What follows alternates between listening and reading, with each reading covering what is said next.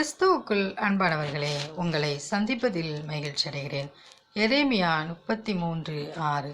இதோ நான் அவர்களுக்கு சௌக்கியமும் ஆரோக்கியமும் வரப்பண்ணி அவர்களை குணமாக்கி அவர்களை பரிபூர்ண சமாதானத்தின் சத்தியத்தையும் வெளிப்படுத்துவேன். ஆம் பிரியமானவர்களே, நம் தேவனாகிய கர்த்தர் நம் வாழ்வில் இருக்கிற எல்லாவித சௌகரியமில்லாத காரியங்களிலே நமக்கு சௌக்கியத்தையும் ஆரோக்கியமில்லாத காரியங்களில் நமக்கு ஆரோக்கியத்தையும் அவர் கொடுத்து நம்மை குணமாக்கி நமக்கு பரிபூர்ண சமாதானத்தின் சத்தியத்தையும் வெளிப்படுத்துவேன் என்று வாக்கு கொடுக்கிறார்.